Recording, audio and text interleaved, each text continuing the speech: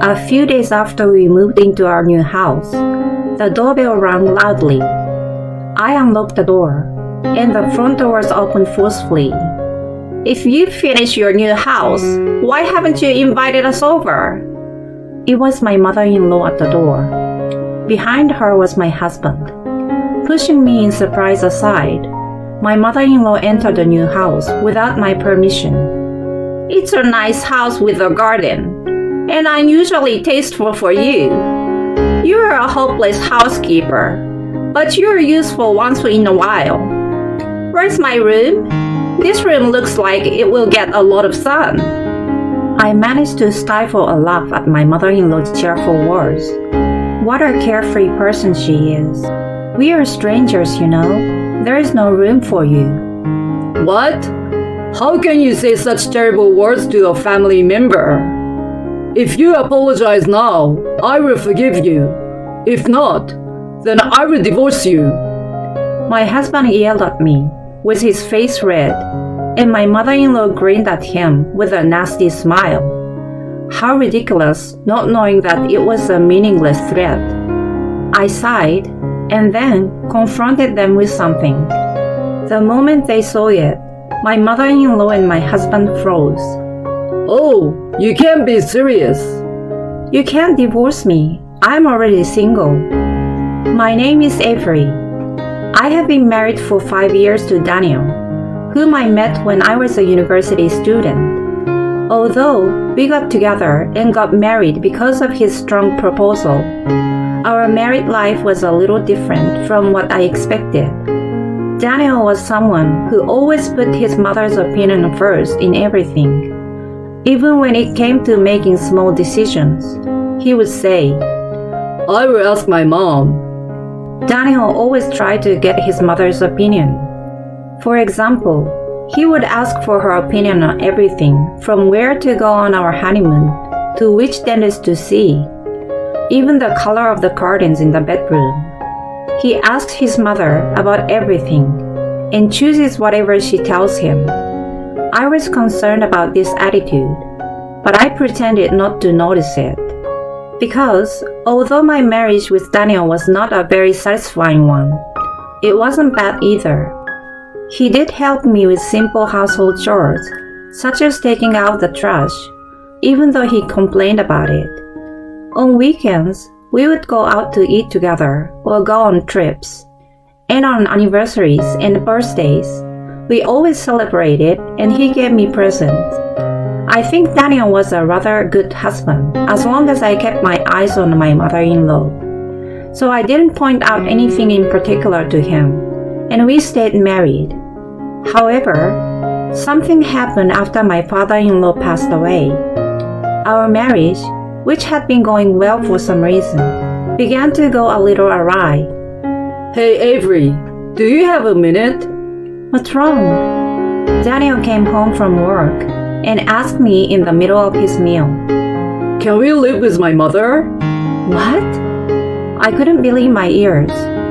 What's wrong with you all of a sudden? I don't mean all of a sudden. I have been thinking about it ever since my dad passed away. Mom is alone now, right? I know it's inconvenient for her to be alone, and I'm worried about her. I don't want to live with her. Bella is still well, you know. She can live on her own. And the house is less than a 20 minutes drive from ours. If that's what you're worried about, can I just continue to visit her from time to time? No, you don't know when she is fine. Even if she is fine, you never know what might happen. If mom suddenly collapses, no one will know, and it could be too late. If that happens, will Avery be able to take responsibility? You see, I don't want that to happen to my mother.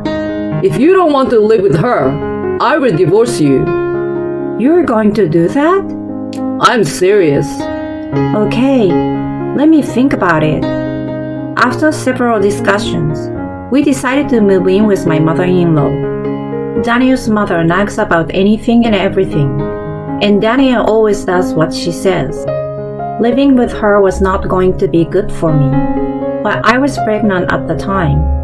I thought it would be better for the baby to have a father, so I reluctantly agreed to move in with her.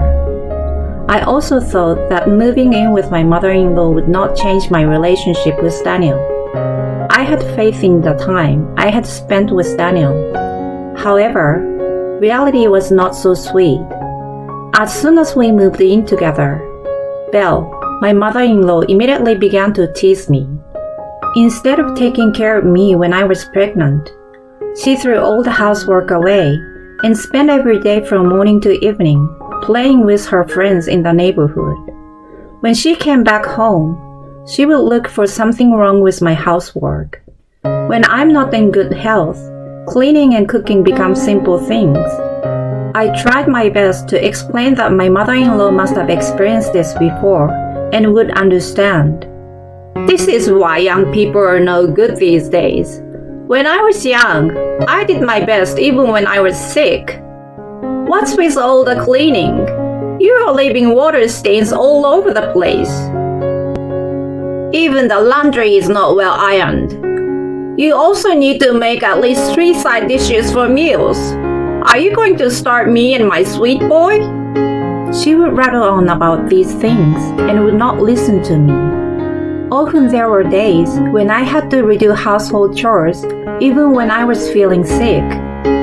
I could not stand it any longer and complained to Daniel, but he always took my mother-in-law's side. Sure, there are some things Mom says that are mean, but it's your fault for not doing your chores properly, isn't it? Don't blame my mom. But there are days when it's really hard to even stand up. It's tough being expected to do everything perfectly on a day like that. But my mom did it when she was younger, when she was pregnant with me. So there's no reason why you can't do it. It's your own fault if you can't. Health varies from person to person, and your mother is out of the house all day and night playing around. This apartment was ours to begin with, and she doesn't even pay any of the bills here. I need you to ask her to help me out with the housework until I feel a little better. You know, you're the one who agreed to move in with my mother. If you have a problem with her, then we can get a divorce.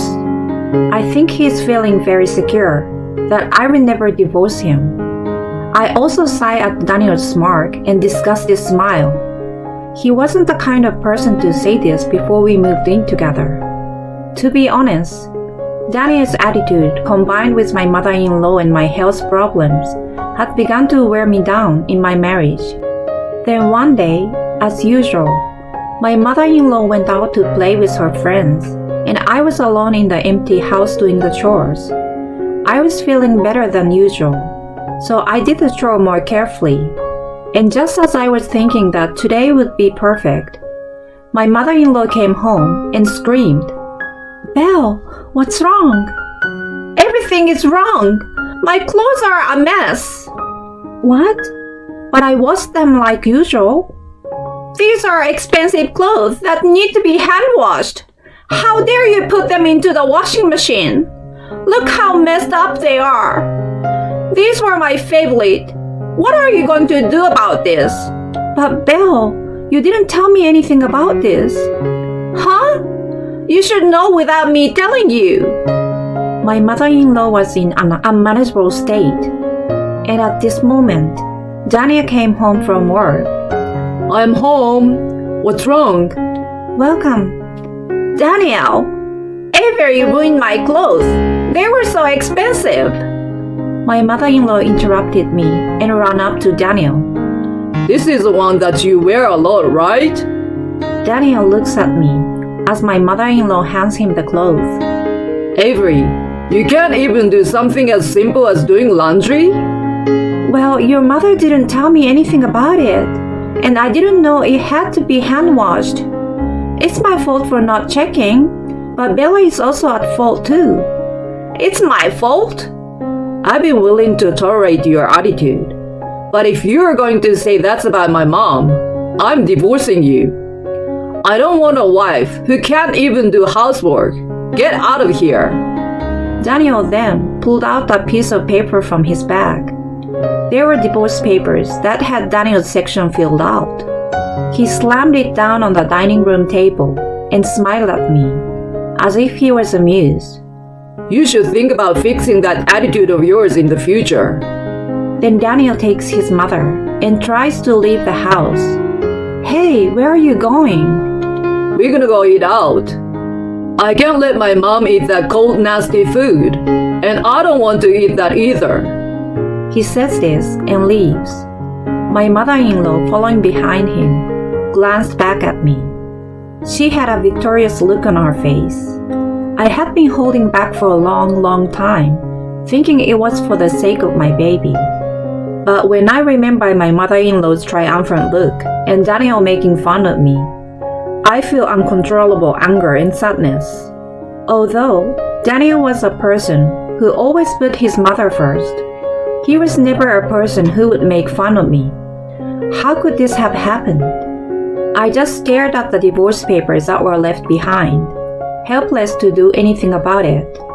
At that moment, my smartphone, which I had left in my pocket, vibrated. I checked it and saw that it was my mother calling me. Hi, Avery. How are you doing? Hi, Mom. It's been a while. You haven't been in touch with me lately, and your father and I are worried about you. I'm sorry I've been busy, but I'm well. If that's the case, then all right. I felt a pain in my chest when I heard my mother's cheerful voice, which I hadn't heard in a long time. I found myself with tears spilling from my eyes. Mom. Avery, what's wrong? What happened? I heard my mother's confused voice as the tears I couldn't hold back anymore began to flow.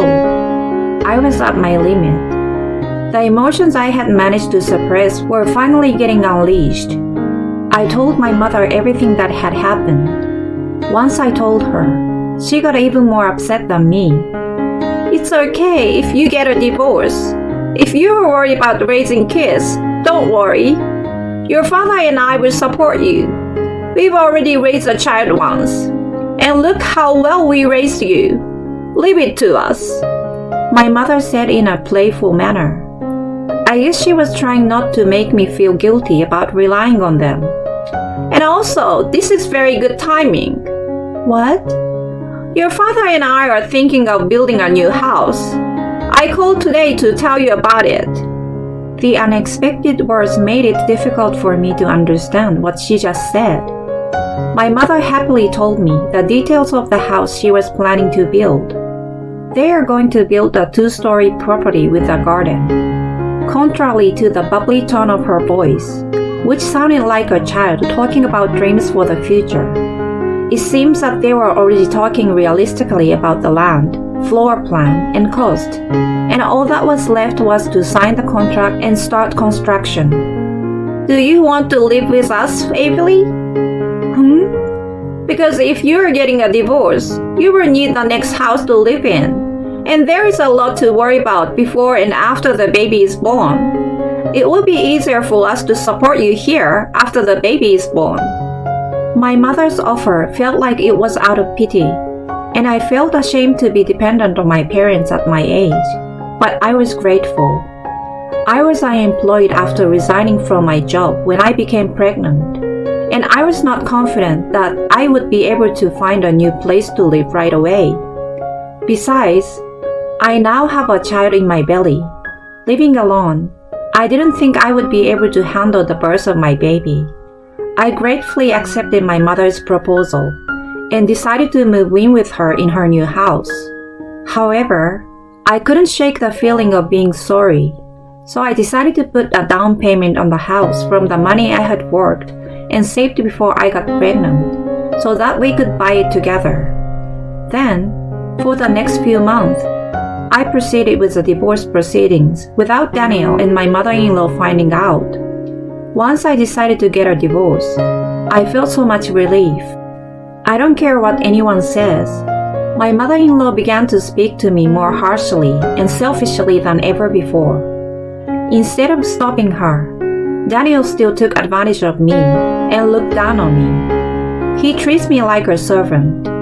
The little bit of unresolved feelings and affection I had for Daniel disappeared completely in the past few months.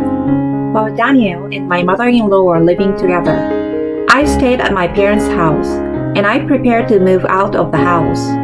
I enjoyed discussing with my parents the new furniture for the new house and baby items for my newborn child.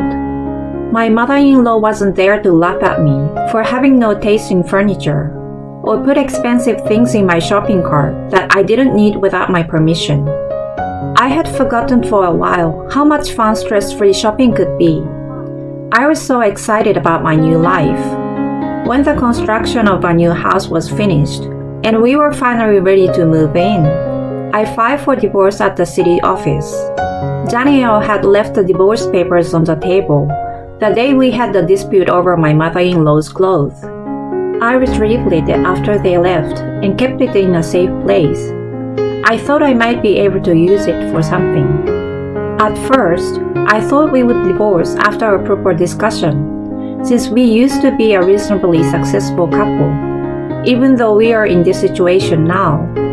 However, I decided to leave without saying anything because of the way my mother-in-law happily and recklessly mistreated me every day, and Daniel's attitude of not listening to me, not defending me, and repeating the words divorce to me.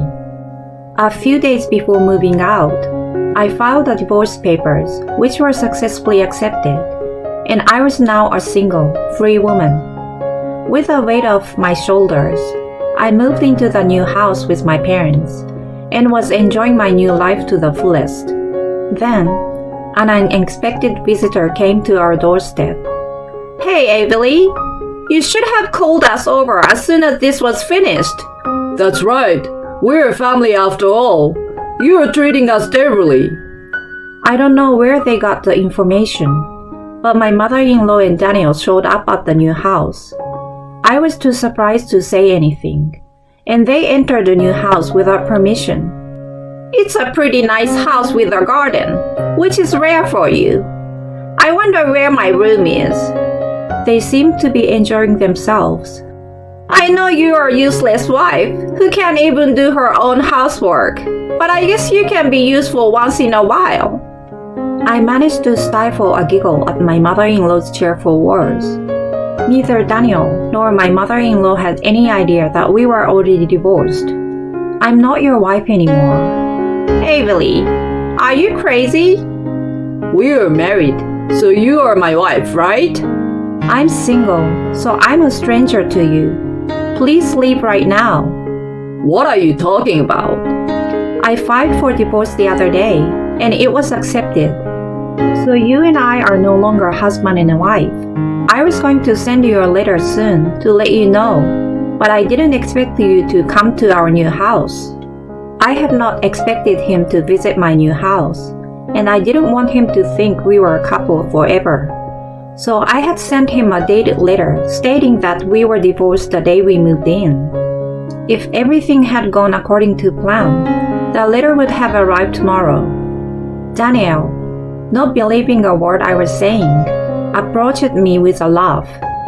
Avery, I don't know what you're upset about, but I apologize. So let's work this out. I can't believe you would lie about getting a divorce. I don't know why you haven't come home lately, but you're angry about something, right?